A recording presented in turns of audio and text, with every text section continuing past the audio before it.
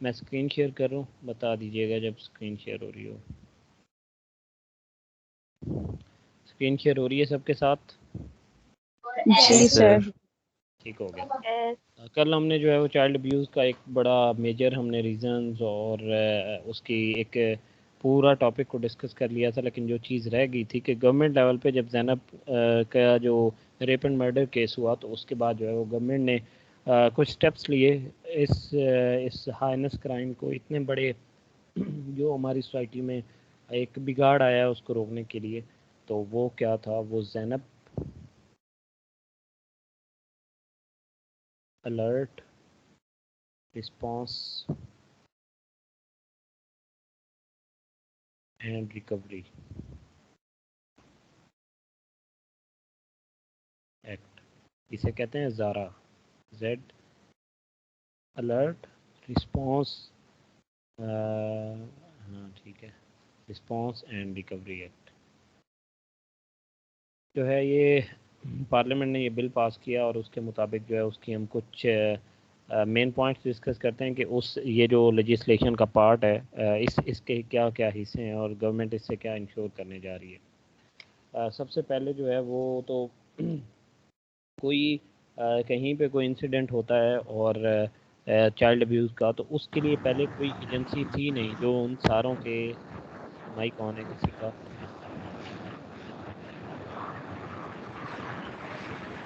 इनका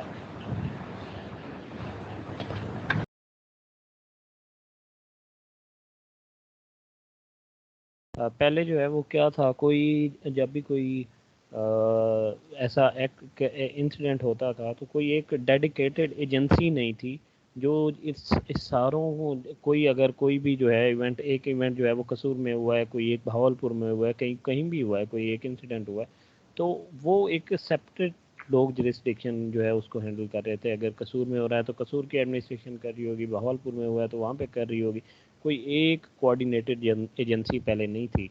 तो ज़ारा बिल ने क्या किया कि उसने कहा कि हम एक जो है वो डेडिकेटेड एजेंसी बनाएंगे जो कि जो है वो अर्ली वार्निंग पे काम करेगी, कि जब भी कोई ऐसा इंसिडेंट हुआ, जैसे ही रिपोर्ट हुआ उस एजेंसी को पता चला, उसने पूरे मुल्क में जितनी भी उससे कोऑर्डिनेटेड एजेंसीज हो सकती हैं उसने वहाँ पे जो है उसको सर्कुलेट कर दिया। तो एक जो इस बिल के थ्रू गवर्नमेंट चाह रही है कि वो एक डेडिकेटेड एजेंसी बनाए।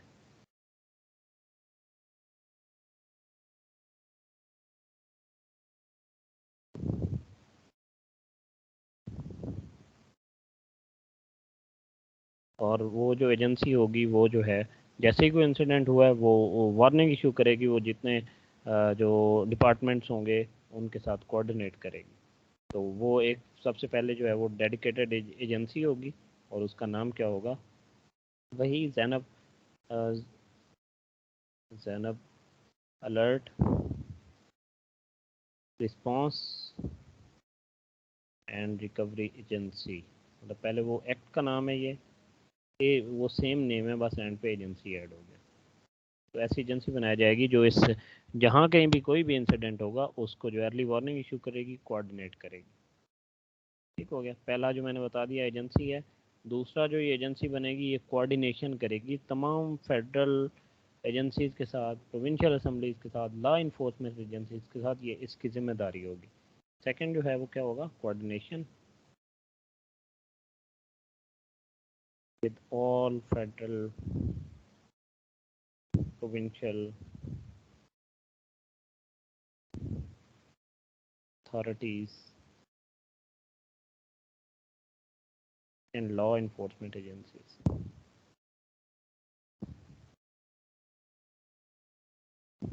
ठीक हो गया, क्या करेगी, जैसे ही इंसिडेंट हुआ वो पूरे मुल्क की जितनी भी जहाँ पे उनका coordination, provincial government, federal government, law enforcement agency सबके साथ कोऑर्डिनेट करेगी। उसके बाद एजेंसी वो क्या करेगी, वो एक ऑनलाइन डेटाबेस जो है ना वो रखेगी कि जितने जो हैं वो बच्चे जो हैं वो पहले अबडक्ट हो चुके हैं, जितने मिसिंग हैं, किसी के अब्यूज़ हुआ है, सब के लिए एक कोऑर्डिनेटेड डेटाबेस होगी जिनके पास हर एक का स्टेटस उन्हें पता होगा। अगर कोई मिसिंग हुआ है तो उसका स्टेटस है, अबडक्टेड है उसका स्टेटस है, या कोई विक्टिम है तो उसका स्टेटस उन्हें पता होगा, कोई खुदा न खास्ता जो है उसको मर्डर हो गया तो उसका भी उन्हें पता होगा। तो क्या होगा, एजेंसी जो है वो ऑनलाइन डेटाबेस में मेंटेन करेगी।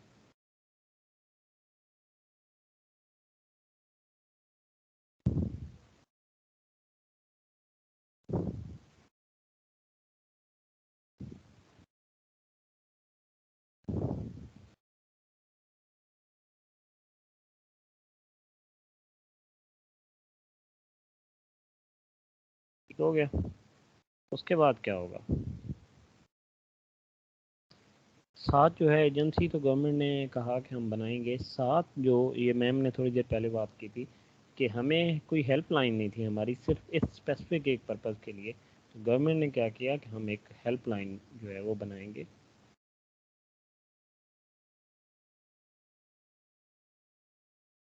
Will be set up to report such incidences. कोई मिसिंग हो गया है, कुछ रेप हो गया है, कोई अबडक्ट हो गया बच्चा, तो उन सब के लिए जो है वो क्या करेगी गवर्नमेंट, एक हेल्पलाइन बनाएगी।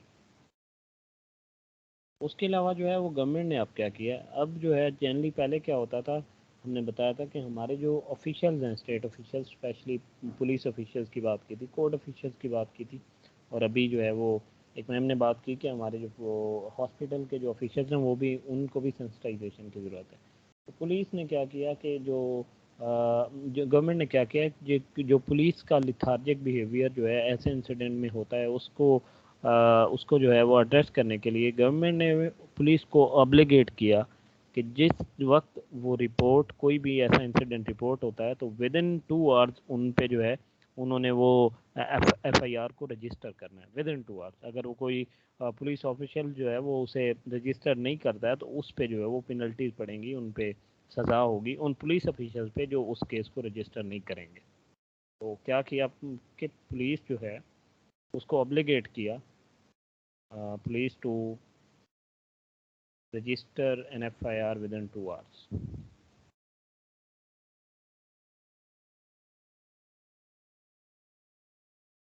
Within 2 hours। ठीक हो गया। उसके बाद जो है वो स्पेशल कोर्ट्स इस्टेब्लिश की जाएंगी, ये भी कल हमने बात की थी। एक बात हुई थी ब्लेस्फेमी पे, क्वेश्चन आया था, तो उसके लिए जो उन्होंने कहा स्पेशल कोर्ट्स इस्टेब्लिश करनी चाहिए। तो ऐसे ही जो है वो चाइल्ड अब्यूज़ के केसेस के लिए उनकी स्पीडी एड्रेस हो, ताकि उनका जो जस्टिस मिले, उसके लिए जो गवर्नमेंट का क्या किया कि हम जो है वो स्पेशल कोर्ट्स बनाएंगे जो कि ट्रायल को विद इन 3 मंथ्स कंप्लीट करेंगे। Trial to be completed within 3 months.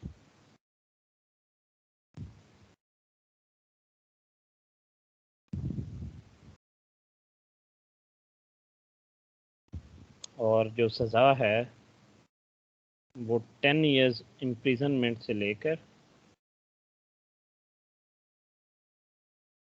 Life imprisonment यहाँ तक हो सकती है।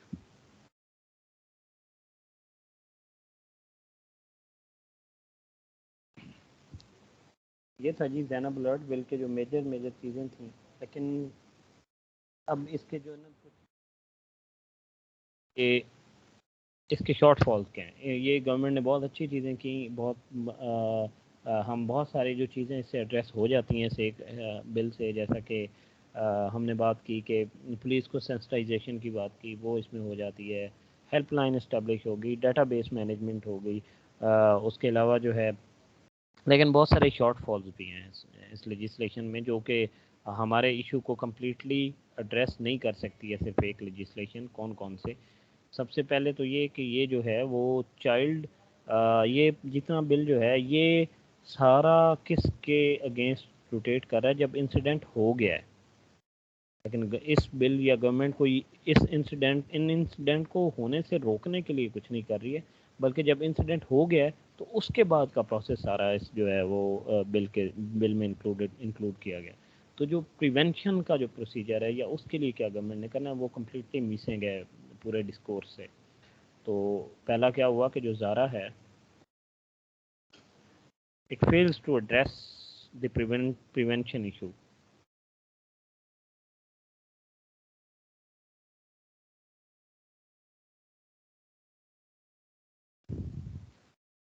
ठीक हो गया।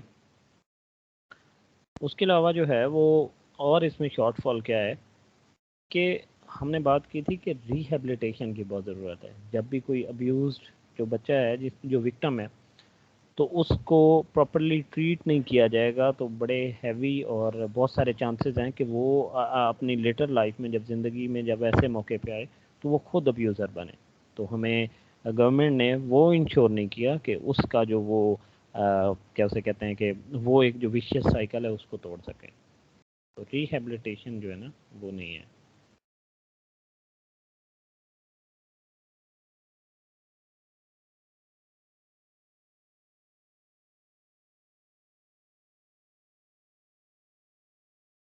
ठीक हो गया।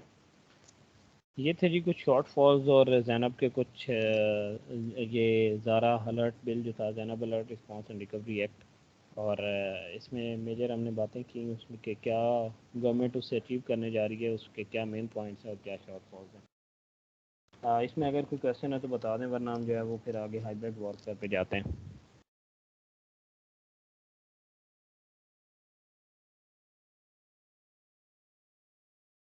सना,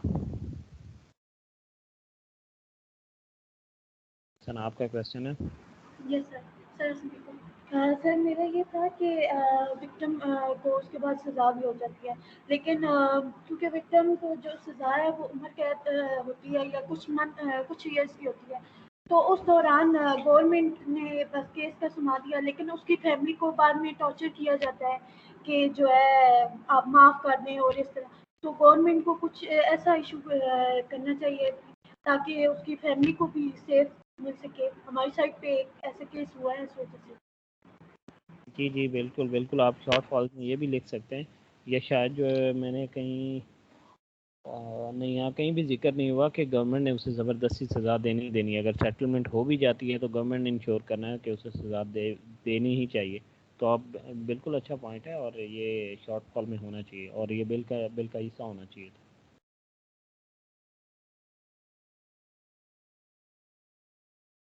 साहिल रजा। जी नियमित भाई, मैंने ये पूछना था इसमें कि उन्होंने शर्त तो रख दी कि 2 घंटे के अंदर जो है वो एफआईआर लॉन्च होगी। तो अगर किसी पे ये वैसे ही जो है वो इल्जाम लग जाता है या फिर झूठा ही इल्जाम लगा दिया जाता है, ये सारी तो जो है ये विक्टिम सेंटर्ड है। तो इसमें जो है वो उस जो अब्यूजर है वो अब्यूजर है भी नहीं और उस पर इल्जाम भी लगे तो उसके लिए तो कुछ भी नहीं है, फिर ह्यूमन राइट की वायलेशन वगैरह इसमें नहीं आती। बहुत कम होते हैं कि किसी पे झूठा इल्ज़ाम लगता है, इस तरह के इतने बड़े क्राइम का बहुत कम होता है। और जनरली जो है वो आपको ये भी पता है कि एफआईआर जो है वो रजिस्टर होना किसी को कन्विक्ट करना नहीं होता। इसका मतलब ये होता है कि कोई विक्टिम जो है वो अगर अपनी कंप्लेन ला रहा है तो पुलिस ने उसकी कंप्लेन को अपने अपने लाया है, क्या कहें कि कंसंट्रेशन में या अपने परव्यू में लेके आ गया। उसको जो है वो कसूरवार है या नहीं है वो तो अदालत ने साबित करना है।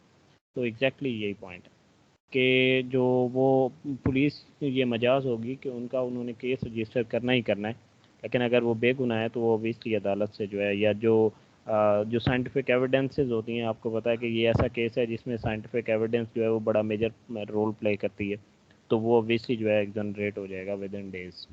बिल्कुल ठीक है। और दूसरा एक ये पूछना था कि जो हम कल कह रहे थे सिलेबस के अंदर ऐड करने का, कि सिलेबस के अंदर जो ये हमारे करिकुलम में ऐड हो, स्कूल में इसकी अवेयरनेस दी जाए। तो वो मैं आज स्कूल में डिस्कस कर रहा था, तो वो वहां से क्वेश्चन उन्होंने रेज किया कि अगर हम बच्चों को इसकी अवेयरनेस देंगे, बच्चों को इसके बारे में ज्यादा बताएंगे, तो हमारे यहाँ पे 80% बच्चे हैं जिनको अभी इन बातों का कुछ नहीं पता, लेकिन जब हम उनको बताना शुरू कर देंगे उनको सारा कुछ पता चल जाएगा। तो ये फिर उल्टा नुकसान नहीं हो जाएगा ये? एग्जैक्टली यही जो है वो हमारी सोसाइटी का डेल्मा है, जिसे कंजर्वेटिव सोसाइटी हम क्यों कहते हैं, क्योंकि हमने कभी अपने बच्चों से ऐसी बात ही नहीं की है। और इसी वजह से ही वो एक्सप्लॉयट होते हैं कि जब उनसे हमने बात नहीं करेगी। आप जो जितनी दुनिया, जितने बच्चे अब सोशल मीडिया इंटरनेट से कनेक्टेड हैं, तो उनके पास इंफॉर्मेशन ने पहुंचना ही पहुंचना है। वो किसी भी वो आपके ज़रिए पहुंचे या किसी बुरे ज़रिए से पहुंचे, पहुंचना उनके पास है ही है, ठीक। ये एक फैक्ट है। तो उससे सही हो बेहतर ये गया। है कि आप खुद ही उन्हें बता दें, बजाय इसके कि लोग उन्हें बताएं, पहली बात। बिल्कुल ठीक, बिल्कुल और सही है। और और दूसरी बात ये है कि वो जो हमने बात की थी कि हमने उन्हें सिखाना है, उनको अवेयरनेस देनी है, लेकिन साथ हमने ये भी बात की थी कि कल्चरली रेलेवेंट मटेरियल के थ्रू। ऐसा नहीं है कि हमने कोई उनके सामने पोर्नोग्राफिक के मटेरियल जो है उन्हें दिखाना शुरू कर देना है। ये कुछ ऐसा जो कल्चर से इतना दूर हो के जो है वो आप अपनी उसको करिकुलम में इंटीग्रेट कर ही नहीं सकते। हाँ ये है सही है। कि आप अपनी बहुत सारी हर चीज़ को बताने का तरीका होता है, आप इनडायरेक्ट तरीके से उस चीज़ को बता सकते हैं। तो आप बताना ज़रूरी है, पर्पज़ ये है कि बताना, वो किसी भी तरीके से हो सकता है। शुक्रिया भाई। सरफराज अली तारड़। जी सर, अस्सलाम वालेकुम। सर इसमें ये है कि हमारे जो भी क्राइम होता है, विक्टिम को जो मीडिया के अंदर बहुत ज़्यादा मीडिया वाले जो है उसको बहुत ज़्यादा शो करते हैं, तो उसकी वजह से भी लोग ज़्यादा जो है वो इसको दूसरा FIR वगैरह कटवाने या लोगों को बताने की तरफ नहीं जाते, ताकि क्योंकि वो मीडिया से डरते हैं। तो उसके हवाले से भी कुछ होना चाहिए था कि मीडिया को ज़्यादा जो है वो इस तरह। जी जी बिल्कुल, आपने सही कहा कि मीडिया का जो रिस्पॉन्सिबल बिहेवियर है वो बहुत इंपॉर्टेंट है, और स्पेशली आजकल के टाइम में ये आज हम जो है वो हाइब्रिड वॉरफेयर में भी ये चीज़ डिस्कस करेंगे कि मीडिया का रोल इतना ज़्यादा हो गया है कि लोग जो है कंट्रीज़ एक दूसरे के उन्होंने जंगें शुरू कर दी हैं सिर्फ एक इन्फॉर्मेशन की बेस पे, ये मीडिया के बेस पे, लोगों की परसेप्शन को मोड़ने की बेस पे। ठीक हो गया। तो अगर मीडिया इतना बड़ा रोल प्ले कर रहा है कि कंट्रीज़ ने एक दूसरे के अगेंस्ट जो है वो जंग शुरू कर दी है, तो मीडिया जो है वो इसको अच्छे तरीके से भी पोर्ट्रे कर सकता है, और इतनी बड़ी जो इतना बड़ा क्राइम है उसको रोकने में उसका बिल्कुल बहुत इफेक्टिव रोल है। आपने बिल्कुल ठीक बात की है कि मीडिया का जो है वो बिहेवियर रिस्पॉन्सिबल होना वो एक बड़ा मेजर एलिमेंट है केसेस की रिपोर्टिंग बढ़ाने के लिए। लोग जो है वो रिपोर्ट केस नहीं करते हैं, पुलिस तक नहीं जाते हैं, क्योंकि उनका जो है वो बैड नेम आता है, मीडिया उनको बुरी तरह पोर्ट्रे करता है, विक्टिम ब्लेमिंग होती है। तो बिल्कुल आपने बिल्कुल ठीक कहा। सना विद डबल ए। अस्सलाम वालेकुम सर। सर मेरा पॉइंट जो है मतलब पुराने पॉइंट से थोड़ा लिंक भी कर रहा है कि लाइक जिस तरह हम वेस्टर्न कंट्रीज में उनका सेटअप देखते हैं, तो वहाँ ये होता है कि पेरेंट्स को बहुत इंगेज किया जाता है, मतलब अब उनके स्टेट लेवल के ऊपर, सोसाइटी लेवल के ऊपर। और हमारे यहाँ एक तो जेंडर गैप का इशू, जनरेशन गैप का इशू वैसे ही है, लेकिन उसके साथ साथ ये है कि हमारी सोसाइटी में पेरेंट्स की भी इंटीग्रेशन नहीं की जाती ना हम स्टेट लेवल पे उनको अवेयर करते हैं, ना स्कूल लाइक जो एजुकेशनल इंस्टीट्यूशंस हैं वो भी, क्योंकि ज़्यादा तादाद में लाइक प्राइवेट सेक्टर या पब्लिक सेक्टर आ जाता है, तो वो लोग भी पेरेंट्स को जो है साथ उनको जो है कंबाइन नहीं करते किसी भी प्रोसेस के अंदर। तो वो बच्चों का गैप और पेरेंट्स का गैप और फिर वो इंस्टीट्यूशनल गैप इतना आ जाता है कि हमारी ये प्रॉब्लम सॉल्व ही नहीं होती। अब जैसे ये बिल बना है, लाइक पेपर के अंदर तो इसकी सब चीज़ अच्छी है, लेकिन जाहिर सी बात है इंट्रोड्यूस करवाने के लिए जो हमारे पास इसमें जो मेजर प्लेयर्स हैं या हम उनको की एक्टर्स कह सकते हैं, तो वो तो पेरेंट्स, सोसाइटी और वो बच्चे ही हैं। तो यानी कि हमें पेरेंट्स को इसमें सबसे ज़्यादा जो है वो इन्वॉल्व करना पड़ेगा। उसमें कोई भी प्लेटफॉर्म हो सकता है, चाहे वो मीडिया का हो, हमारे स्कूल्स का हो, स्टेट लेवल पे हो, जिस तरीके से भी हो, लाइक काउंसलिंग सेशंस हो। तो ये भी एक चीज़ है जिसे हम इंट्रोड्यूस करवा सकते हैं। जी जी आपने बिल्कुल ठीक बात की है कि हमारा जो पेरेंट्स है। अच्छा, आपको जब कल हमने स्पीयर्स की बात की थी तो उनमें जो सबसे इम्पोर्टेंट जो स्पीयर है वो पेरेंट्स ही, आपकी फैमिली है। और अगर आपकी फैमिली अगर ठीक तरह से रोल प्ले नहीं कर रही है तो इसका मतलब ये कि आप जो है वो अपने बच्चे को रिस्क पे ले डाल रहे हो, आप खुद ब खुद जो है उसका रिस्क फैक्टर बढ़ा रहे हो, पहली बात। और दूसरी बात जो है वो आपने बिल्कुल बात ठीक की है कि हमारी सोसाइटी में जो है पेरेंट्स जो बच्चे के हवाले से, किसी भी बच्चे की तरबियत के हवाले से पेरेंट्स को जो जितना भी इंस्टीट्यूशनल वर्क है उसमें बहुत कम इंटीग्रेट किया जाता है। वो हमारे स्कूल हों, वो हमारे स्टेट लेवल पे चीज़ें हों। तो वो बिल्कुल आपने ठीक बात की है कि पेरेंट्स को इस प्रोसेस में जितनी ज़्यादा इंटीग्रेशन होगी, जितना उनको बच्चे के बारे में ज़्यादा पता होगा कि वो क्या कर रहा है, उसकी क्या हैबिट्स हैं, वो किधर जाता है, उतना ज़्यादा उनको इसको प्रिवेंट करना आसान हो जाएगा।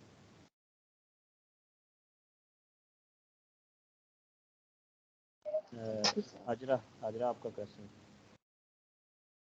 आपने जैसे बताया कि कोई भी जो चिल्ड्रन जो रिपोर्टेड मिसिंग और अबडक्टेड, तो उनका ऑनलाइन डेटाबेस फाइंड आउट किया जाता है इस एजेंसी के थ्रू। तो सर फिर पूरे पाकिस्तान में जो ये केसेस होते हैं, तो फिर हमारी जो relevant federal and provincial authorities होती हैं और लॉ इन्फोर्समेंट एजेंसीज जितनी भी होती हैं, फिर तो वो भी इस एजेंसी के साथ कॉर्पोरेट करेंगी ना। वो जो है यही तो बता रहा हूँ, जब भी कोई ऐसा केस होगा तो ये जो एक सेंट्रल अथॉरिटी होगी जो इस सब को डील कर रही होगी, वो ये एजेंसी होगी और उसकी ये रिस्पॉन्सिबिलिटी होगी कि वो जो है वो हर फेडरल, हर प्रोविंशियल एजेंसी, हर लॉ इन्फोर्समेंट एजेंसी के साथ वो कोऑर्डिनेशन करे उस स्पेसिफिक किसी भी बच्चे के केस के हवाले से। फैज रसूल। सर पूछना चाहूँगा कि कल चाइल्ड अब्यूज़ पे हमारी डिस्कशन रही उसकी काजेज पे, सर क्या लेट मैरिज भी इसकी काज में आ सकता है या कोई फैक्टर है इसका भी? ये हम अब्यूज़र पे डिस्कस कर रहे हैं कि अब्यूज़र जो है उसके क्या फैक्टर्स हो सकते हैं। तो अब्यूज़र के जो कॉजल फैक्टर में वो बहुत सारे हो सकते हैं, वो सिर्फ एक ये लेट मैरिजेस नहीं है, वो एक नंबर ऑफ़ फैक्टर्स हैं जो कि जिसे हम कह लो कि जो मैंने कल एक टर्म यूज़ की थी, ऑल्दो इट्स लिटिल ऑफेंसिव, कि हमारी सोसाइटी जो है वो सेक्सुअली फ्रस्ट्रेटेड सोसाइटी है और उस वजह से बहुत सारे बिगाड़ पैदा होते हैं।